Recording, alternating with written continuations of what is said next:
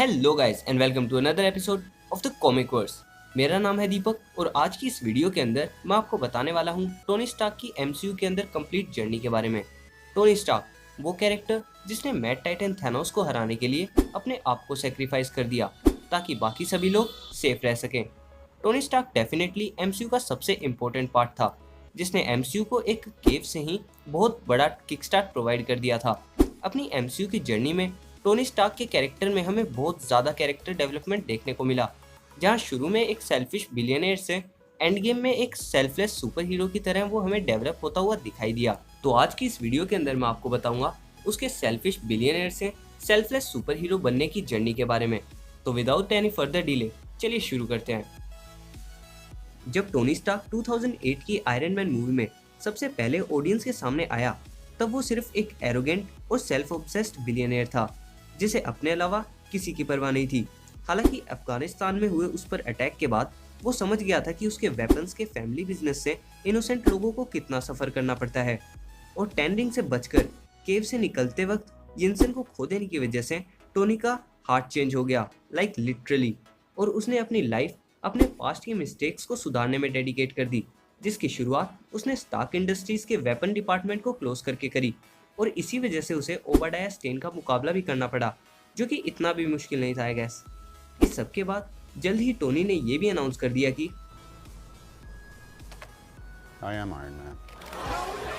Iron man 2 में हमें Tony का एक बिल्कुल डिफरेंट साइड देखने को मिला, जहां वो स्टार्क एक्सपो को मैनेज कर रहा था, गवर्नमेंट से आयरन मैन के सूट को गिव अप ना करने के लिए लड़ रहा था और साथ ही इस सच्चाई को भी छुपा रहा था कि वो धीरे धीरे मर रहा है। पूरी मूवी में टोनी सिर्फ एक ही चीज के बारे में कंसर्न था, वो थी स्टार्क लेगेसी, यानी कि अपने फैमिली नेम की हेरिटेज को कंटिन्यू रखने के लिए। टोनी यहाँ काफी सेल्फलेस हो चुका था और शायद इसी के लिए उसने स्टार्क इंडस्ट्रीज को भी पेपर को सौंप दिया था। यहाँ पर हमें टोनी की इंटेलिजेंस का एक और प्रूफ मिला जब उसने पैलेडियम की वजह से हो रही पॉइजनिंग की वजह से एक न्यू एलिमेंट डिस्कवर किया उसे रिप्लेस करने के लिए। अवेंजर्स 1 तक टोनी स्टार्क काफी ज्यादा और कॉन्फिडेंट हो चुका था।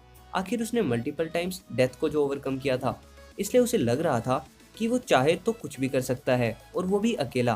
टोनी जानता था कि उसे सब कुछ अकेले करने की जरूरत नहीं है, पर वो ऐसे ही किसी पर भरोसा नहीं कर सकता था, चाहे वो बात हो कैप्टन अमेरिका की या गॉड ऑफ थंडर थोर की। यहीं पर टोनी के कैरेक्टर में मेजर ग्रोथ हुई, जहाँ वो समझ गया वो आदमी उधर वीडियो गेम खेल रहा है, उसे लगा हमें पता नहीं चलेगा, पर हमें चल गया। अरे नहीं, उसे यहाँ ये पता चला कि हमेशा अकेले काम करना जरूरी नहीं है और लोगों पर ट्रस्ट करना और एक टीम की तरह काम करना ही उन्हें आने वाले खतरे से बचा सकता है। खैर, ये सोच सॉलिडिफाई करने में उस न्यूक मिसाइल का भी काफी बड़ा हाथ था, जहां टोनी फिर से डेथ को छूकर वापस आ गया था। आयरन मैन 3 में शुरुआत में ही हम समझ गए थे कि टोनी पीटीएसडी से सफर कर रहा है। वो ज्यादा भीड़ में खड़ा तक नहीं हो पा रहा था, कंटिन्यूअस पैनिक अटैक्स को भी सफर कर रहा था और यहाँ तक कि वो सो भी नहीं पा रहा था। टोनी इस पॉइंट पर कम्प्लीटली चेंज हो चुका था।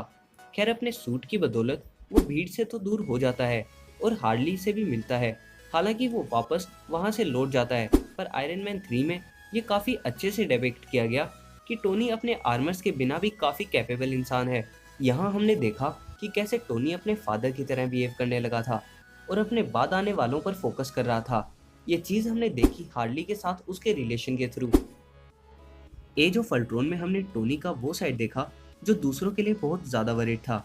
वांडा की वजह से टोनी के सबकॉन्शियस माइंड में जो डर था उसे टोनी विजुअलाइज कर पाया और आने वाले खतरे से सबको बचाने के लिए उसने ब्रूस बैनर की मदद से बनाया अल्ट्रॉन।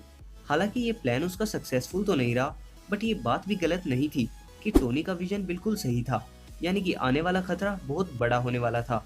अल्ट्रॉन को हराने के लिए यहाँ आया विजन, बट अल्टीमेटली सुकोविया का ये अटैक जिससे अल्ट्रॉन सब कुछ खत्म करना चाहता था और अर्थ पर पीस क्रिएट करना चाहता था, वो आगे चलकर सिविल वॉर के इवेंट्स में कन्वर्ट हो गया।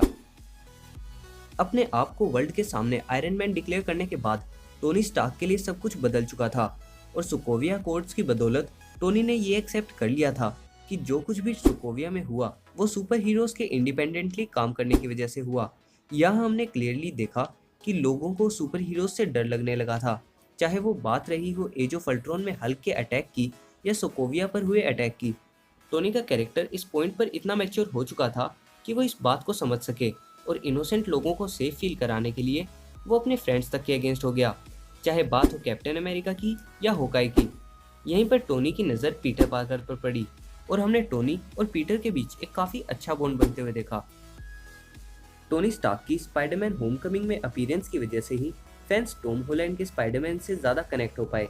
इस पॉइंट तक टोनी काफ़ी चीज़ों से गुजर चुका था, काफ़ी बार मौत के काफ़ी करीब जाकर वापस आ चुका था, पर यहाँ वो सिर्फ एक सुपर हीरो और ब्रिलियंट माइंड होने से ऊपर उठना चाहता था। और यहाँ टोनी और पीटर के रिलेशन से ये पता चल रहा था कि टोनी अपने आप को रिस्पॉन्सिबल समझने लगा था पीटर के लिए। इनके बीच एक फादर सन का रिलेशन हमें काफ़ी अच्छे से डेवलप होता हुआ दिखाई दिया। टोनी ने भी यहाँ ये दिखाना शुरू कर दिया था कि वो कितना रिस्पॉन्सिबल हो चुका है। यहाँ वो हर कोशिश करता था कि पीटर पार्कर को वो अपने आप से बेटर बना पाए। इन्फिनिटी वॉर में हमें दो बहुत अलग टाइप के फादर्स देखने को मिले, थैनोस और टोनी। थैनोस का क्रूएल, टॉक्सिक और abusive parenting style Tony Stark के सपोर्टिव, नर्चरिंग और रिस्पॉन्सिव पेरेंटिंग स्टाइल का जस्ट ऑपोजिट था। ऑब्वियसली इन्फिनिटी वॉर में इन दोनों ने अपने सोल के एक इम्पोर्टेंट पार्ट को खो दिया था। कोइंसिडेंटली पीटर पार्कर की डेथ सबसे लॉन्गेस्ट और सबसे ज़्यादा इमोशनल थी इन्फिनिटी वॉर में। यहाँ पीटर को अपने सामने धूल बनते हुए देखकर टोनी बिल्कुल टूट गया था।